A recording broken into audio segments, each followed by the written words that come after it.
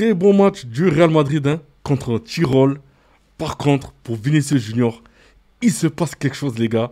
On en parle maintenant.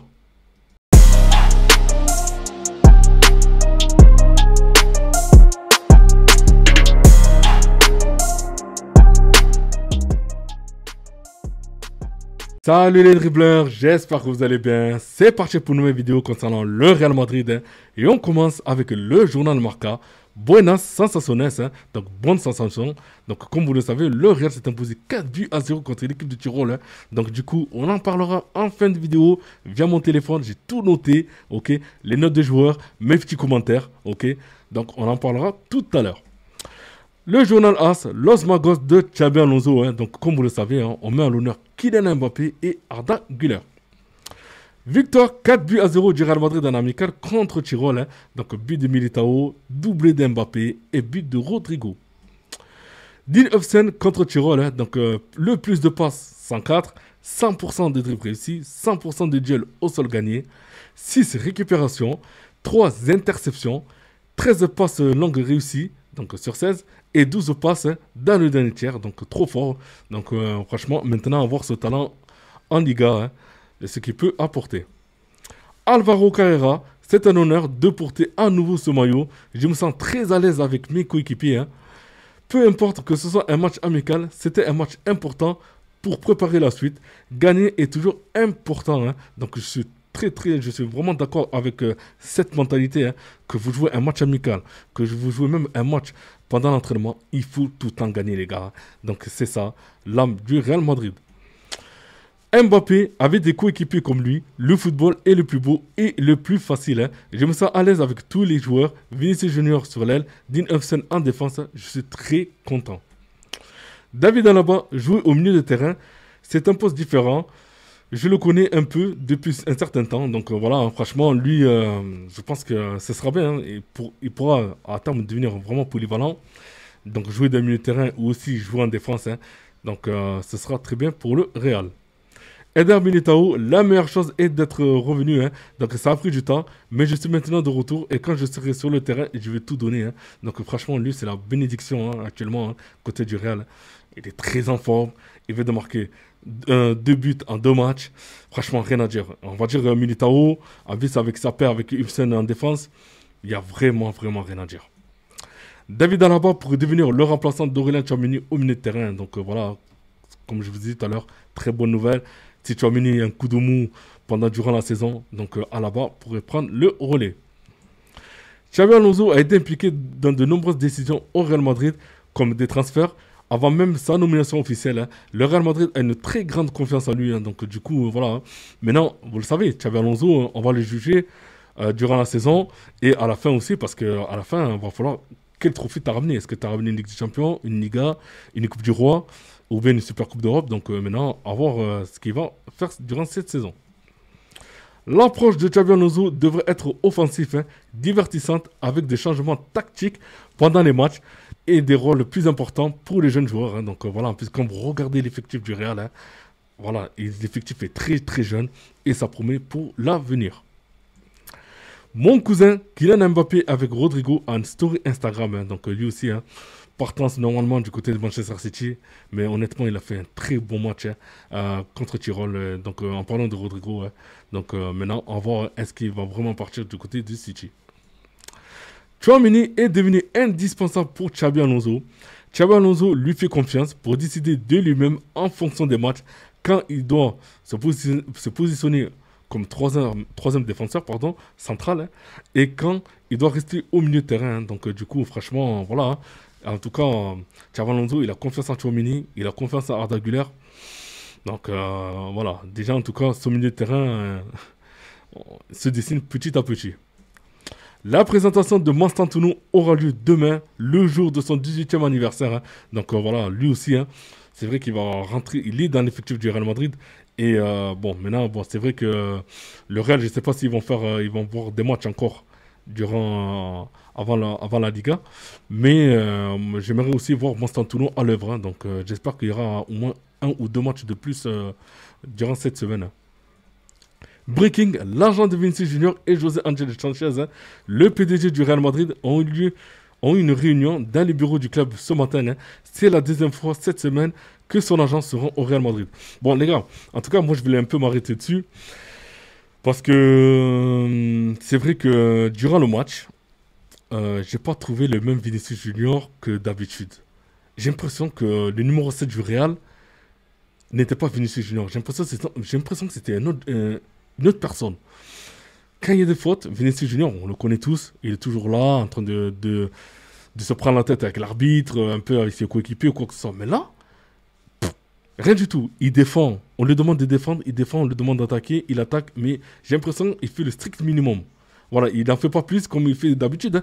Vous le savez, d'habitude, il provoque beaucoup plus, il court, il accélère. Je veux dire, franchement, il part de loin. Mais là, Vinicius Junior, je ne sais pas, les gars, mais j'ai trouvé très absent. Absent, je n'ai pas trouvé en dedans, quoi. J'ai l'impression que vraiment sa tête est ailleurs. La tête de Vinicius Junior est ailleurs à cause de cette prolongation de contrat, à cause d'être la star du Real. Mais là, le problème, c'est qu'il est confronté à un club qui ne va pas se laisser faire. Donc, moi, j'ai peur que cet été, qu'on perde Vinicius Junior et aussi qu'on perd Rodrigo. Vous imaginez si on perd les deux Brésiliens? Les deux Brésiliens qui partent cet été? Là, c'est un cataclysme, on ne peut pas. Donc, soit on perd Rodrigo, mais on garde Vini, soit on perd Vinicius Junior, mais on garde Rodrigo. Mais on ne peut pas perdre les deux joueurs. C'est impossible. Et là, c'est vrai que maintenant, on attend des bruits de couloir concernant Rodrigo du côté de Manchester City, mais concernant Vinicius Junior, les gars, franchement, si ça se tente toujours comme ça et tout, franchement, Vinicius Junior ne va pas faire long feu au Real. Hein.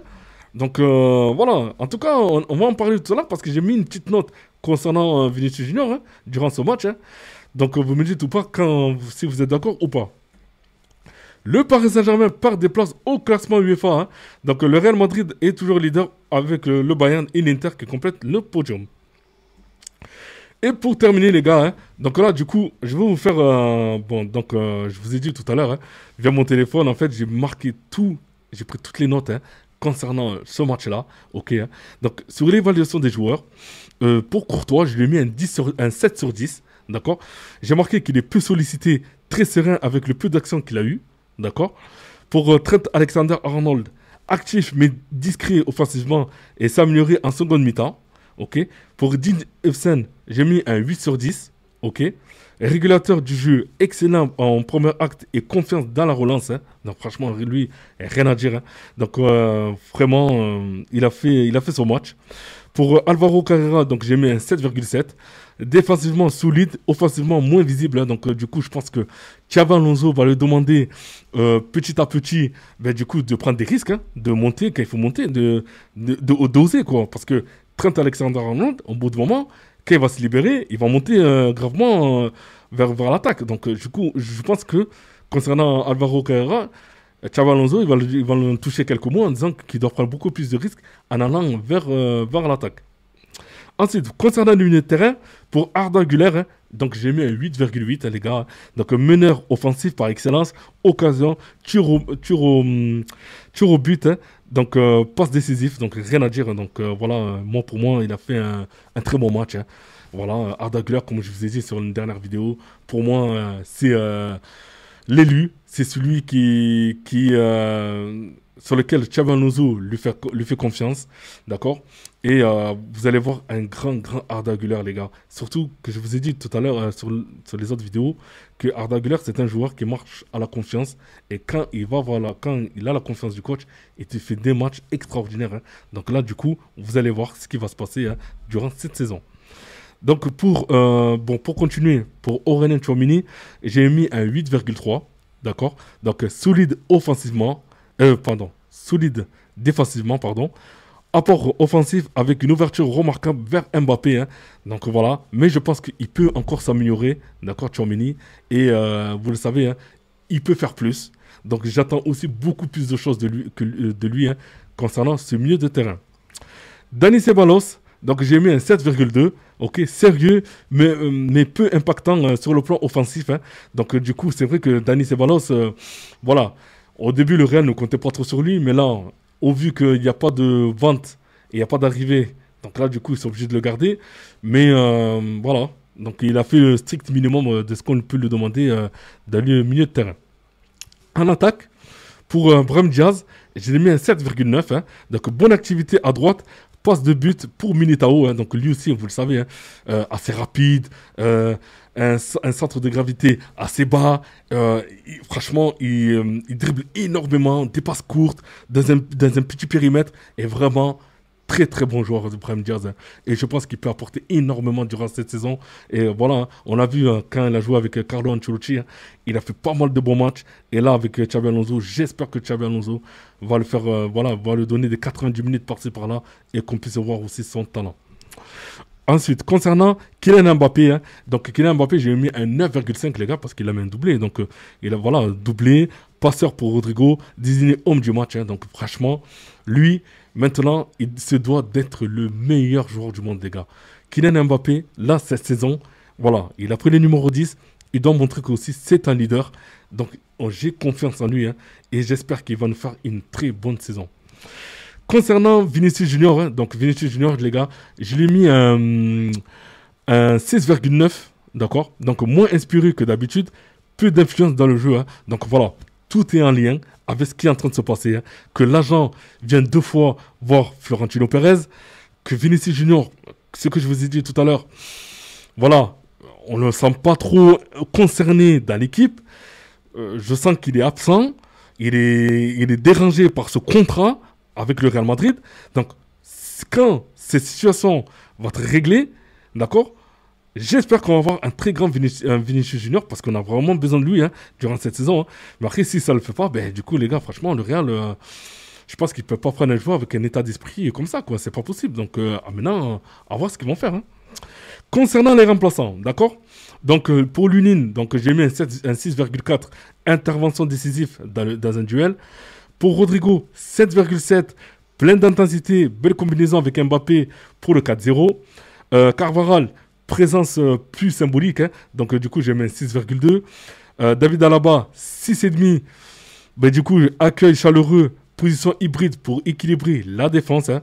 Et Antonio Rudiger, 6,4. Hein, correction rapide défensive, apport utile. Franck Garcia, 6,8. Présence défensive, calme. Hein.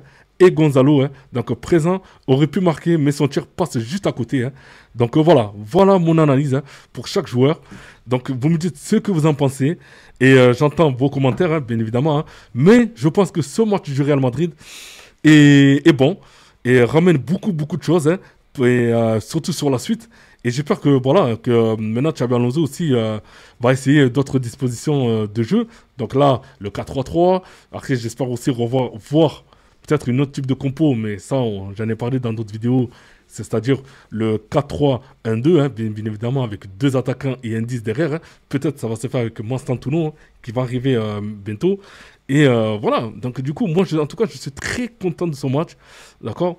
L'équipe, dans sa globalité, m'a beaucoup plu. Maintenant, j'espère que ce match contre Osasuna, ben, du coup, ça sera un très bon match. Parce que là aussi, on va faire des analyses. Hein. On va montrer les tops et les flops de ce match. Et voilà, maintenant, le cas de Vinicius Junior, c'est vrai qu'il est très inquiétant. Surtout à quelques jours du commencement de la Liga. Là, je veux dire que le Real ne doit pas perdre de points. Et surtout que cette saison est cruciale hein, pour tout le monde. Parce que vous le savez, hein, l'année prochaine, c'est la Coupe du Monde. Donc, chaque joueur se doit d'être performant. Hein. Donc là, du coup, franchement, j'espère que Vinicius Junior, ça va vraiment le faire. Et aussi le cas de Rodrigo aussi. Hein. Donc, voilà, vous me dites en commentaire ce que vous en pensez. Donc, n'oubliez pas de commenter, liker, aussi de vous abonner, les gars.